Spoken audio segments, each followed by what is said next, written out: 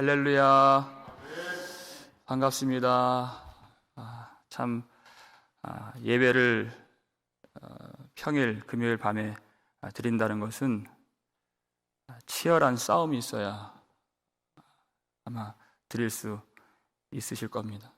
또 LA에서 직장 생활하시고, 또 어떤 분들은 식사도 거르시고 그렇게 고군분투하면서 이 자리에 사모하셨는데, 또 예전같이 많은 분들이 나오지 못하시는 그런 때에는 우리 몸도 마음도 무거워질 때가 있죠.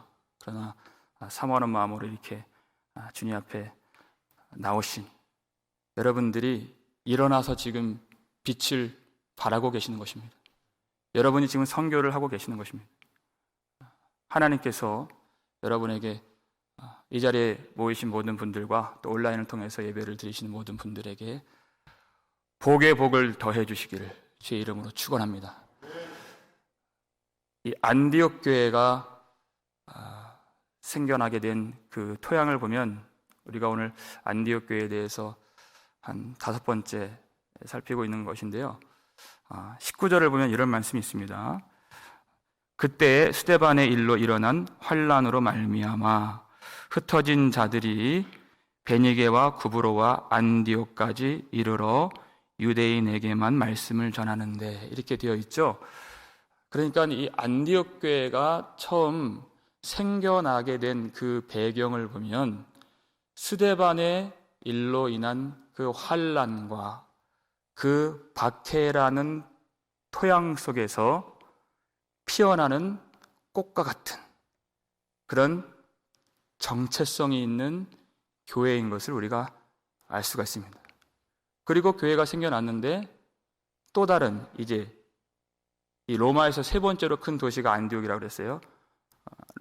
로마 제국에서 로마, 알렉산드리아, 그 다음에 안디옥이거든요. 이 거대한 세상 권세의 핍박을 한 몸에 받았던, 우리가 지난주에 살폈던 그리스도인이라는 제목으로 설교를 드렸죠.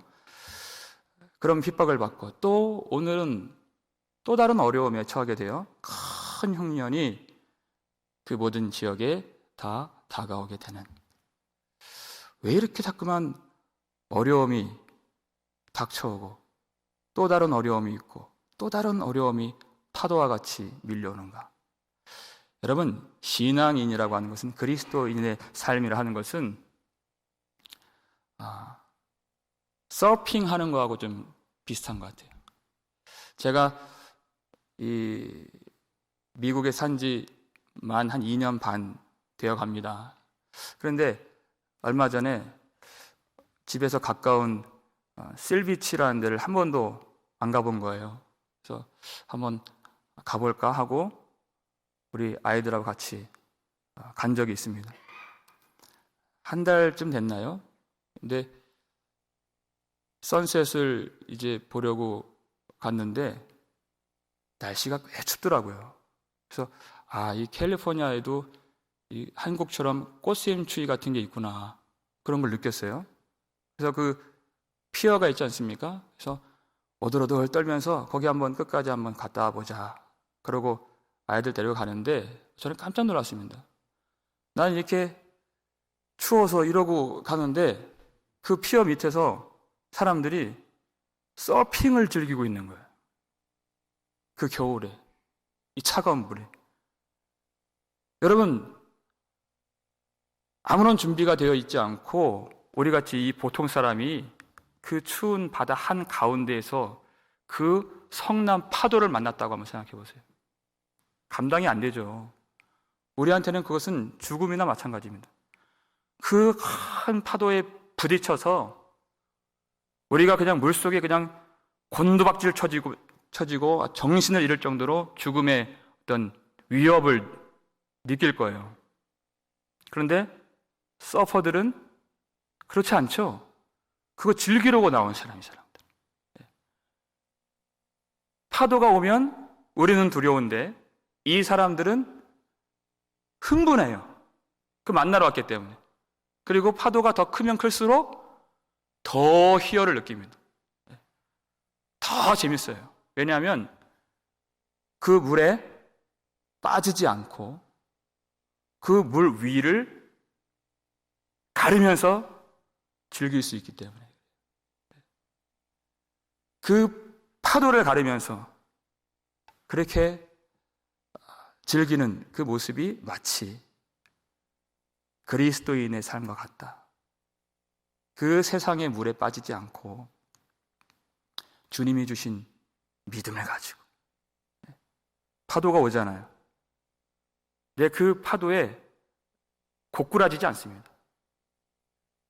곤두박질 치지 않아요. 왜? 그 위에 있기 때문에.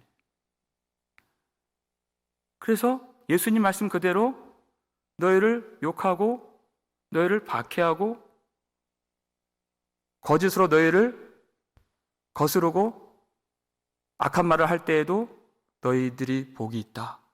그때 기뻐하고 즐거워하라. 기쁜 거예요. 왜냐하면 거기서 우리의 구별된 정체성이 나타나기 때문에, 그 속에 빠지지 않기 때문에 두렵지 않은 것입니다. 히브리서 11장 38절 보니까 이러한 사람은 세상이 감당하지 못하느니라. 전혀 다른 구별된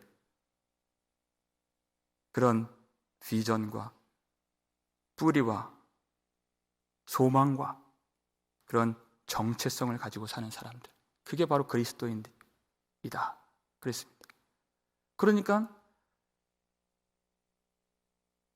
스데반의 일로 박해를 맞아서 그렇게 내쫓기듯 갔던 사람들이 그 물속에 빠지지 않고 곤두박질 치지 않고 거기서도 복음을 전한다 그랬어요. 낙심하지 않기 때문에 복음을 전하는 것이죠. 그리고 복음을 전하기 때문에 또 낙심하지 않는 것입니다. 그런데 이 로마라는 이 큰 제국 안에서 박해가 시작되는데요. 그것은 또 유대인들이 주는 것과 또 다릅니다. 다른 차원의 박해예요. 그것은. 그러니까 서핑으로 예를 들면 다른 모양의 파도가 오는 것이. 근데 믿음이 있으니까 전혀 상관없어요. 더 즐겁습니다. 근데 이번에는 또 이제 큰 기근이라고 하는, 흉년이라고 하는 파도가 오죠. 그것도 얼마나 이 안디옥 교회 성도들이 멋지게 이겨내는가.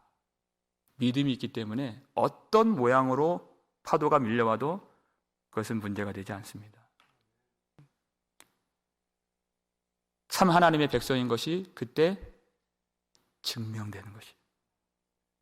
그래서 그 소식을 선지자들이 이제 와서 그것을 전해주는데, 우리는 흔히 이 선지자들이라고 하는 사람들은 구약시대에만 활동하는 것으로 그렇게 생각이 되지만, 우리가 바울 서신을 봐도 알 수 있듯이 신약에도 선지자들이 있습니다. 아직 성경이, 정경이 다 갖추어지지 않은 이 상태이기 때문에 하나님이 말씀을 주시고 길을 보여주시고 또 예언하게 하시는 그런 선지자들의 활동이 있죠. 지난주에도 말씀을 드렸지만 선지자들이라고 하는 것은 두 가지로 나눌 수 있는데, 하나님을 위해서 말씀을 선포하면 참 선지자입니다. 자기 자신을 위해서 말씀을 선포하면 그런 거짓 선지자인 것입니다. 하나님을 위해서 하나님이 주신 그 말씀 그대로 전하는 그런 사람들이 이 안디옥에 왔습니다. 그러니까 이 소식이 좋은 소식인가 나쁜 소식인가, 그것은 선지자도 구분하지 않고 받는 교회도 구분하는 것이 아닙니다. 어떠한 나쁜 소식이라도 하나님은 그것을 선으로 만드십니다. 왜냐하면 하나님이 선하신 하나님이시기 때문에 반드시 그 결말이, 그 결국이 하나님의 영광으로만 나타나게 된다는 것이에요. 그러니까 선지자는 담대합니다. 그것을 주신 그대로 전하는 거예요. 그 중에서 아가보라고 하는 사람이 이제 이 흉년의 소식을 전하죠. 자기 뜻대로 자기 지혜로 전하지 않아요. 성령께서 주신 그대로 전했다 그랬습니다. 28절입니다. 함께 읽겠습니다. 그 중에 아가보라 하는 한 사람이 일어나 성령으로 말하되 천하에 큰 흉년이 들리라 하더니 글라우디오 때에 그렇게 되니라 그랬습니다. 아가보라고 하는 사람이 성령으로 말하는데 천하에 큰 흉년이 든다 하는 것을 전했습니다. 여러분, 이 아가보라고 하는 사람이 뒤에도 한번 등장을 하죠. 언제냐면 사도 바울이 이제 3차 전도 여행을 마치고 나서 마게도냐와 그 밑에 이제 아가야 지역과 그리고 마지막이 될지도 모르는 예루살렘을 한번 찍고 결과적으로 이제 로마로 가서 마지막 여생을 로마에서 복음을 전하리라 하는 계획을 세웠습니다. 그래서 가는 도중에 가이사랴를 들려요. 거기서 누구를 만나냐면 사마리아 땅에 복음을 전했던 그 7 집사 중에서 빌립의 집에 거기 있었어요. 그래서 빌립의 집에 그가 며칠 머물게 되었습니다. 근데 불현듯 갑자기 이 아가보가 그 집에 찾아와요. 그랬더니 바울의 그 띠를 가져다가 자신의 수족을 묶죠. 그러면서 하나님께로부터 받은 말씀을 전하는 것입니다. 이 사람이.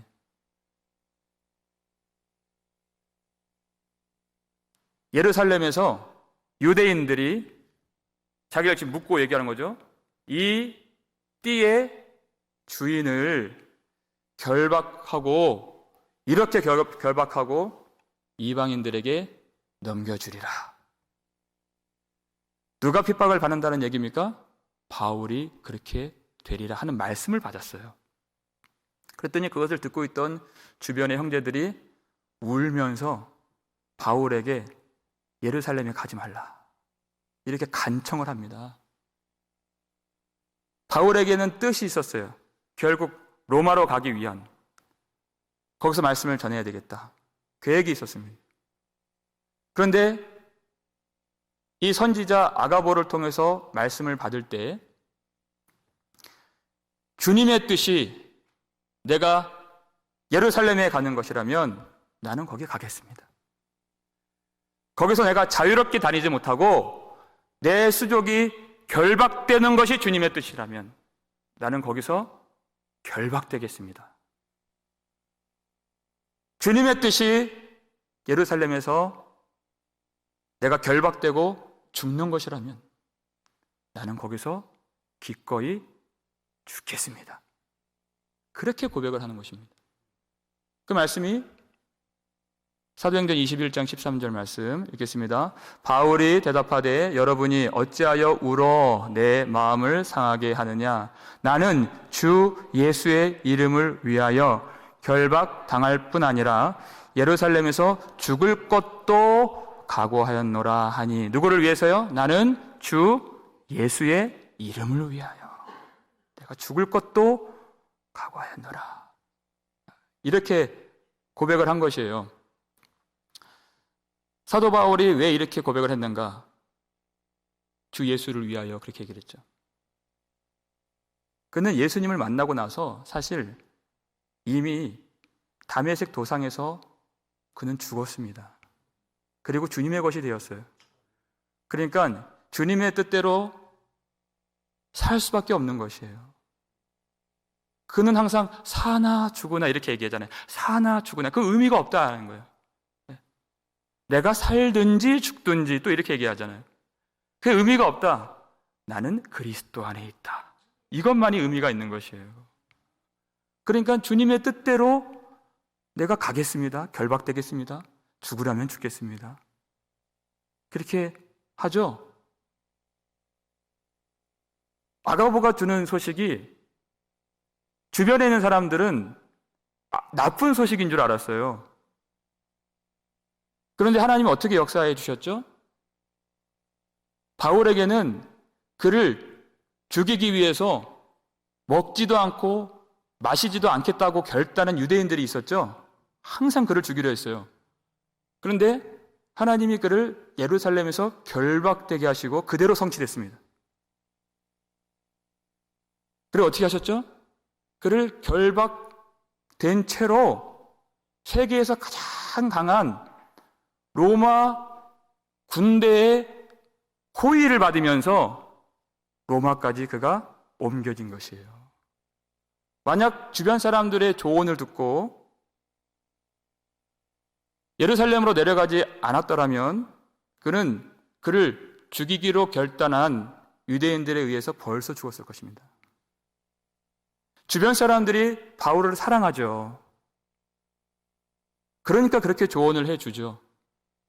그런데 그들보다 더 바울을 사랑하시는 분은 우리 하나님이십니다. 하나님이 그 선지자 아가보를 통해서 받기 어려운 말씀을 주셨어요. 결박되리라 그랬어요. 그런데 하나님은 참 바울을 사랑하셨습니다. 그를 쓰기를 원하시고 우리가 알지 못하는 그 크고 비밀한 길로 그를 인도해 주셨다는 것이에요. 그러니까 우리가 판단해서는 안 됩니다. 우리가 저울질하거나 우리가 생각해서는 안 돼요. 주님이 주신 말씀 그대로 받는 거예요. 그리고 그대로 흘려보내는 것이에요. 우리는 한 치 앞도 볼 수가 없습니다. 생명의 길은 성령께서만 아십니다. 그러니까 성령께서 주시는 그대로. 만약에 아가보가 곧 이 땅에 큰 풍년이 있을 것입니다. 그러면 많은 사람들의 박수를 받았을 것이에요. 그런데 그는 그렇게 말할 수가 없습니다. 왜요? 하나님이 그 말씀을 주시지 않았기 때문에. 큰 흉년이 있을 것이다. 나쁜 소식 같아 보이지만 그것은 사람들의 착각인 것입니다. 하나님은 항상 우리에게 가장 좋은 것만 주시는 하나님이십니다. 하나님께서 이 큰 흉년을 주셔서 무엇을 이루길 원하시는가? 하나님의 백성들의 그 진정한 그 정체성을 확인하길 원하신다는 것이에요. 이것이 글라우디오 황제 때 그대로 되니라 그랬죠. 28절 마지막에 그대로 됐어요. 정말 그 역사적으로 글라우디오 황제는 AD 41년부터 54년까지 약 한 13년 동안 로마를 통치했던 그런 황제인데 그 역사를 보면 실제로 그 황제 재임 기간 동안에 그 로마의 그 권역에 여러 번 큰 기근과 흉년이 있었다는 기록이 있습니다. 그 중에서도 가장 혹독했던 기근이 AD 45년에서 48년까지 이어진 약 한 4년간 지속된 그런 환란이었어요. 4년 정도 결실을 맺지 못하는 어려움이 있으면 그 주변의 나라까지 다 해를 입는 것입니다. 그래도 좀 먹는 것에 있어서 풍성하게 먹었던 나라가 애굽이에요. 그때 당시에도. 왜냐하면 이 나일강 물이 이게 풍성했기 때문에 소출이 많았습니다. 근데 그 기록에 보면은 그때 당시에는 애굽 사람에게도 먹을 것이 없어서 큰 기근의 고통을 겪는 그 시절이었습니다. 정말 그 일이 이루어졌죠. 그때 안디옥 교회 성도들이 이 환란을 어떻게 멋지게 극복하는가? 마치 파도를 타듯이. 29절 말씀이죠. 읽겠습니다. 제자들이 각각 그 힘대로 유대에 사는 형제들에게 부조를 보내기로 작정하고 이렇게 얘기했어요. 그 힘대로 유대에 사는 형제들에게 부조를 보내기로 작정하고. 자, 유대에 사는 형제들은 예루살렘 교회를 말합니다. 예루살렘 교회는 어떤 교회예요? 날마다 마음을 같이하여 기도하기를 힘쓰는 그런 교회다. 날마다 성전에 모이기를 힘쓰는 그런 교회다. 날마다 또 성도들과 마음을 같이하여서 서로 떡을 떼고 교제했던 그리고 하나님을 찬미하고 예배를 드렸던 그런 아름다운 신앙의 공동체였습니다. 이런 아름다운 믿음의 공동체에 기근이 오나요? 안 오나요? 온다는 것입니다.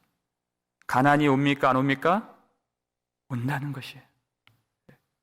그리고 그 소식을 안디옥 교회가 들었습니다. 그랬더니 이 사람들이 힘을 다해서 예루살렘 교회 형제들을 도와야 되겠다. 부조를 보내기로 작정했다는 것이에요.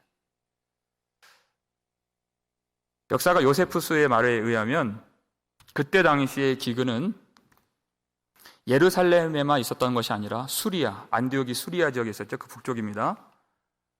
그리고 그리스, 마게도냐와 아가야 지역이죠.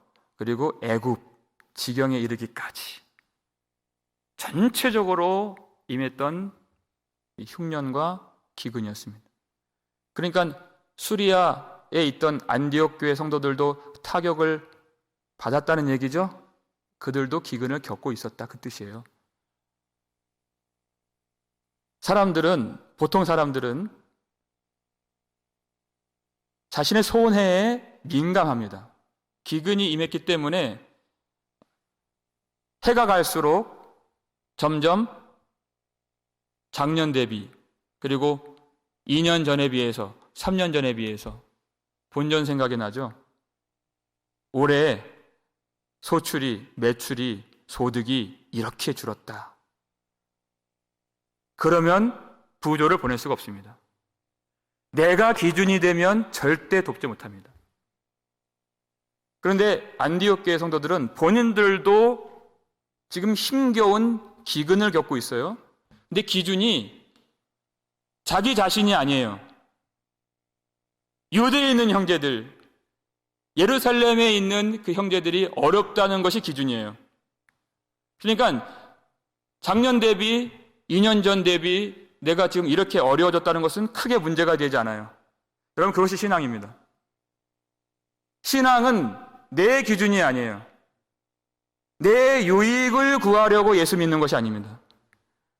내가 천국 가려고 예수 믿는 것이 아니에요. 나를 위해서 예수를 믿는 것이 아니에요. 이미 그 중심이 내가 아니라 예수님께로 옮겨진 사람이에요.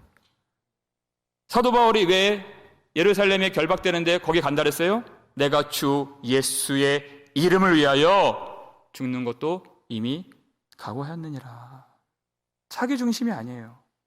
예수님 중심이에요. 예루살렘 교회는 예수님의 몸입니다.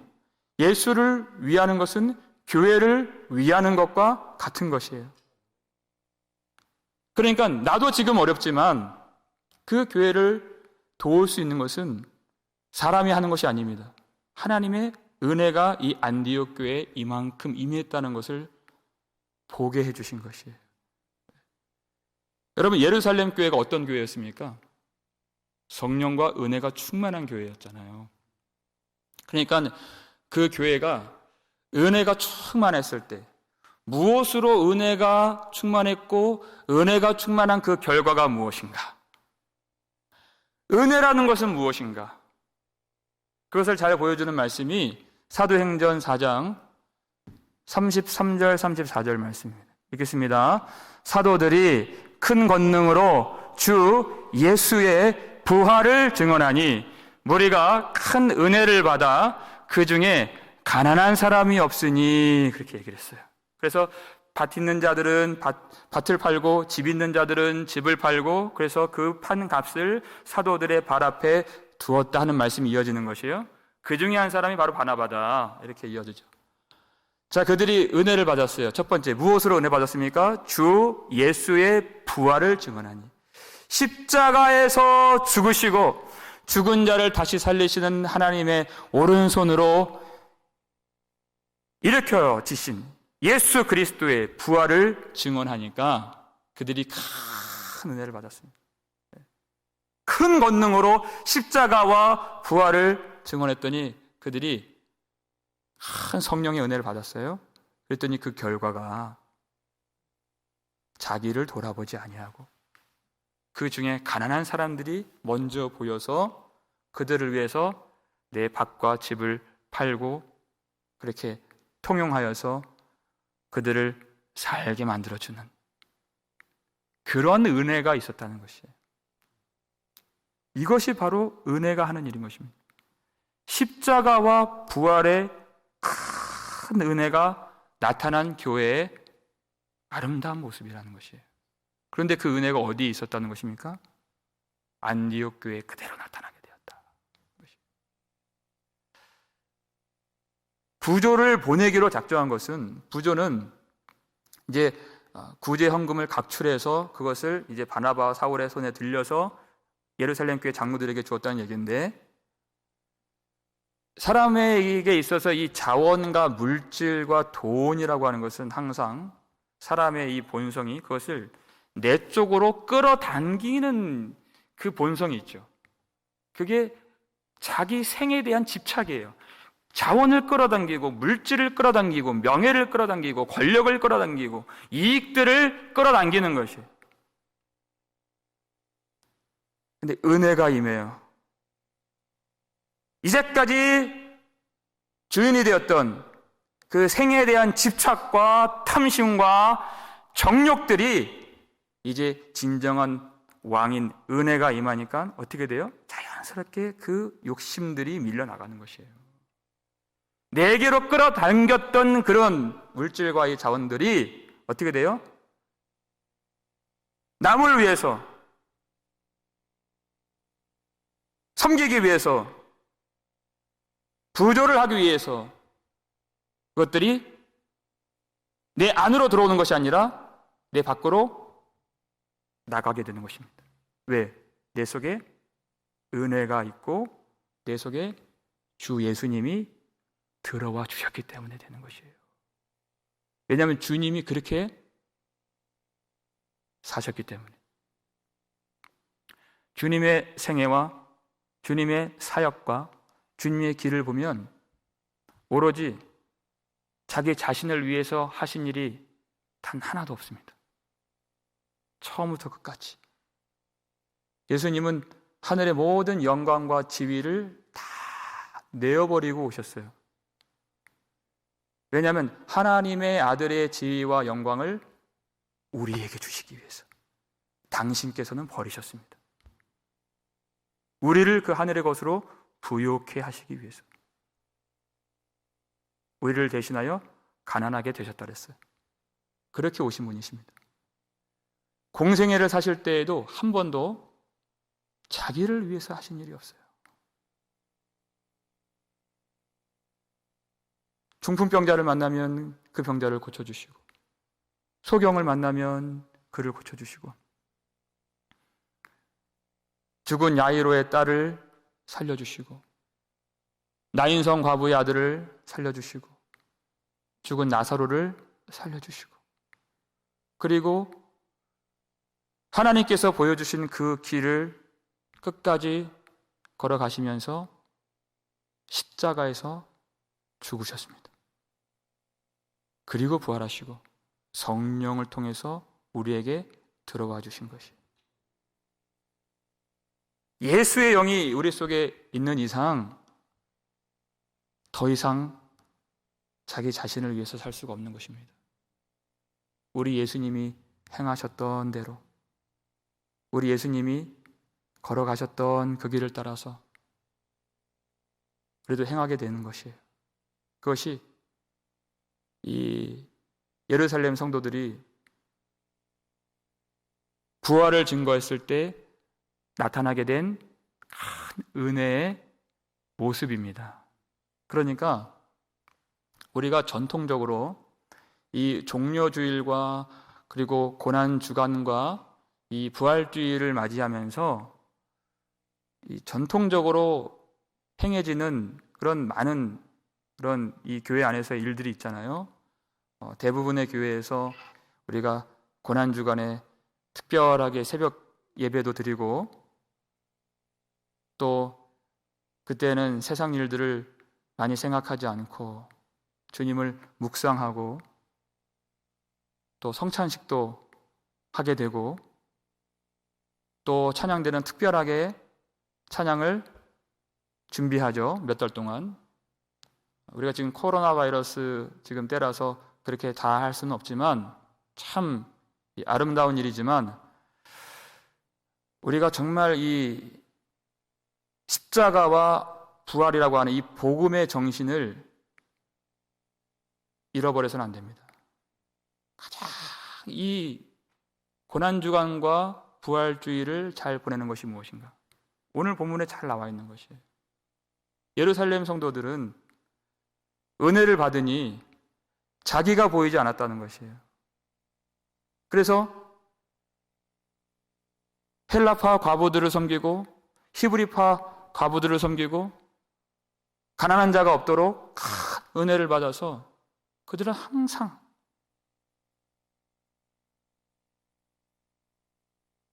내가 아닌 다른 사람을 위한 희생이 있었다는 것입니다. 그 모습이 십자가의 은혜를 알고 부활의 권능을 아는 참 성도들의 모습이에요. 십자가를 바라보는 것은 어떤 막연한 감상에 빠지는 것이 아닙니다. 하나님은 복음을 통해서 확실하게 우리에게 우리가 가야 할 길을 가르쳐 주셨죠. 예수님도 너희들이 나를 따라오려거든 그랬어요. 자기를 부인하고 그랬죠. 날마다 자기 십자가를 지고 나를 따라올 것이니라 그랬어요. 날마다 자기 십자가를 지고 나를 따라올 것이니라. 예수님께서 이제 마지막 십자가의 사명을 감당하시려고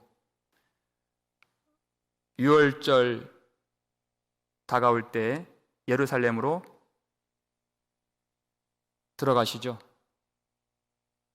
그때 나귀를 타고 예수님이 그 성으로 들어가십니다. 여러분, 그 직전에 어떤 사람을 한 예수님의 제자로 만드시고 그 성으로 들어가시는 것이에요. 누가복음 본문을 보니까요. 그렇게 나귀를 타시기 직전에 만나셨던 사람이 누구인가? 그가 바로 삭개오입니다. 삭개오를 예수님 만나실 때 그는 세리장이고 부자였죠. 그 직업만 봐도 그가 얼마나 탐욕적인 사람이었고 자기 중심적인 사람이었는가를 우리는 알 수 있어요. 근데 그가 예수님을 만났습니다. 예수님의 은혜를 알게 되었어요. 그랬더니 예수님 이제 갓 만났어요. 초신자예요. 근데 그가 어떻게 하겠다고 결단하고 고백을 했는가? 우리 누가복음 19장 8절을 볼까요? 읽겠습니다. 삭개오가 서서 주께 여짜오되 주여 보시옵소서 내 소유의 절반을 가난한 자들에게 주겠사오며 만일 누구의 것을 속여 빼앗은 일이 있으면 내 갑절이나 갚겠나이다. 그랬어요. 이 세리장이라고 하는 이 직업은 남의 것을 갈취하고 착취하듯이 빼앗아야 자기 유익이 생기고 소득이 생기는 그런 지위였죠. 그게 세리장이었습니다. 그런데 예수님을 만나고 예수님의 은혜가 들어와 이제 왕노릇하게 된 그 순간 그 자리에서 뭐라고 얘기를 해요? 자기가 보이지 않는 것이에요. 은혜가 오니까 자기 생에 대한 그 집착, 탐심, 물질에 대한 그 욕심과 정욕들이 다 밀려나가요.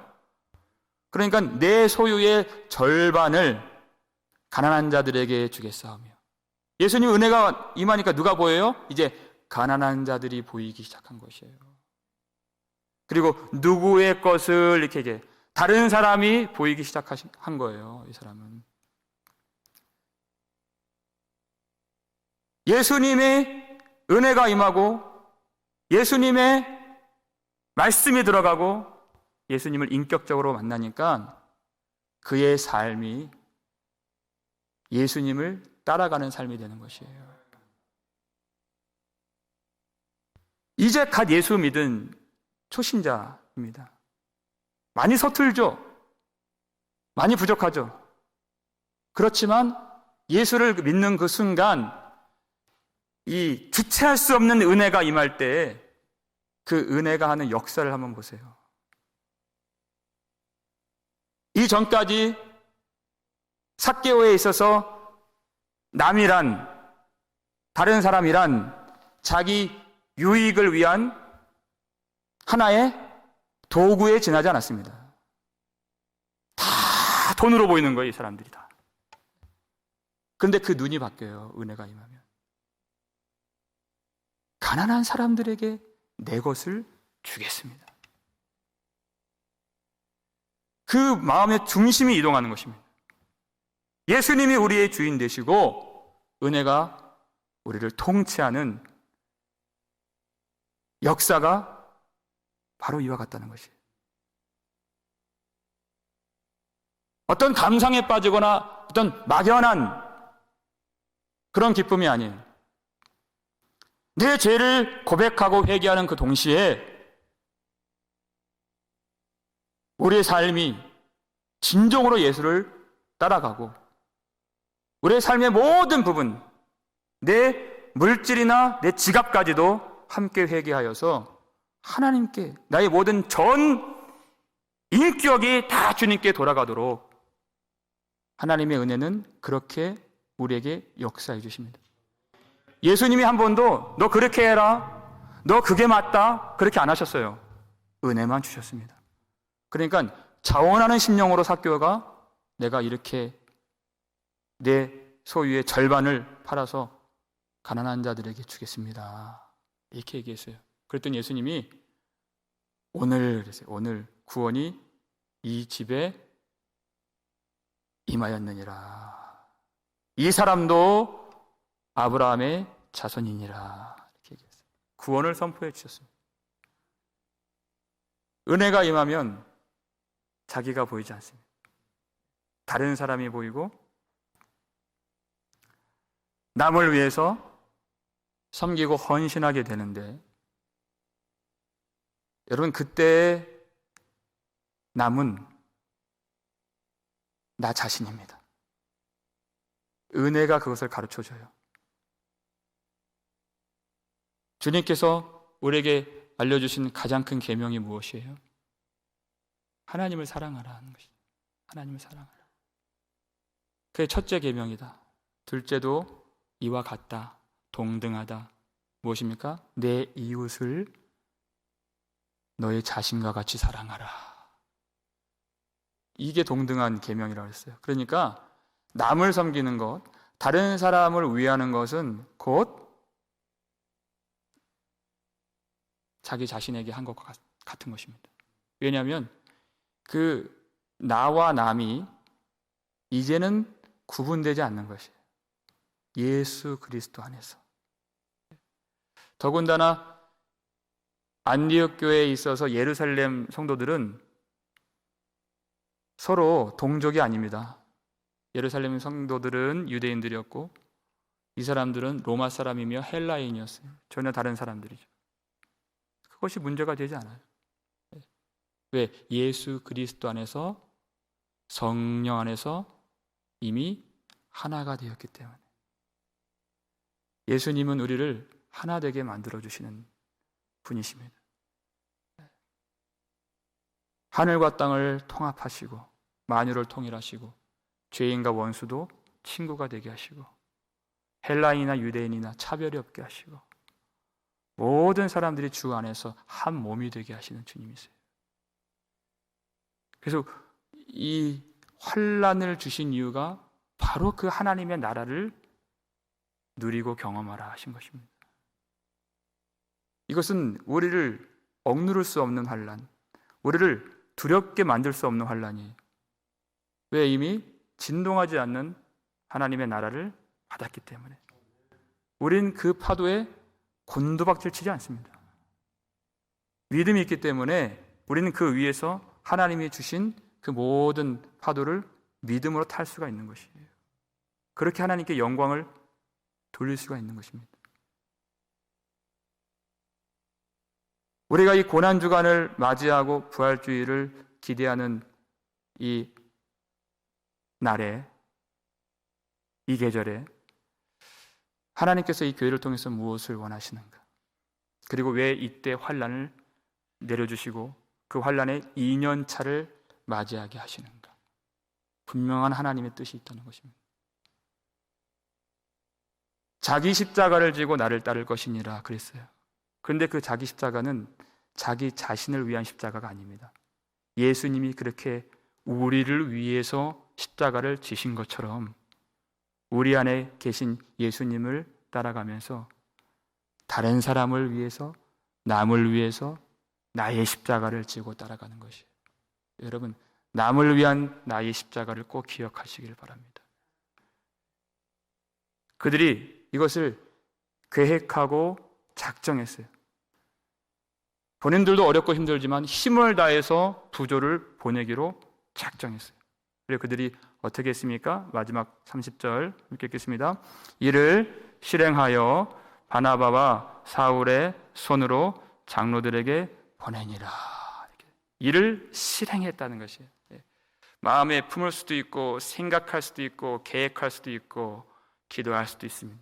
근데 은혜는 그것을 실행하도록 만들어주는 은혜, 걸어가도록 만들어주는 은혜입니다. 내 발과 내 손으로 그것을 행하도록 만들어주시는 은혜라는 것이에요. 어떤 막연한 그런 감정을, 정서를 갖는 것이 아닙니다. 이것을 실행할 수 있도록. 왜냐하면 예수 그리스도께서 헛되이 십자가에서 죽지 않으시고 헛되이 부활하신 것이 아니기 때문에 우리는 그것을 실제라고 믿습니다. 그리고 그것이 실제예요. 그래서 하나님이 우리에게 주신 은혜도, 우리가 누리는 영생도 실제인 것입니다. 그러니까 이 땅의 것에 우리는 매인바되지 않고 이 땅에서 경험하는 환난에 고꾸라지지 않고 넘어지지 않고 하늘의 신분을 누리면서 영생을 누리면서 하나님의 아들의 권세를 누리면서 이것을 실제로 실행할 수 있는 것이에요. 우리 교회에서 참 감사한 일이 많이 있어요. 그 중에서 우리 안디옥 교회와 예루살렘 교회를 꼭 닮은 우리 사역의 팀이 있는데 다비다라고 하잖아요. 다비다라는 팀이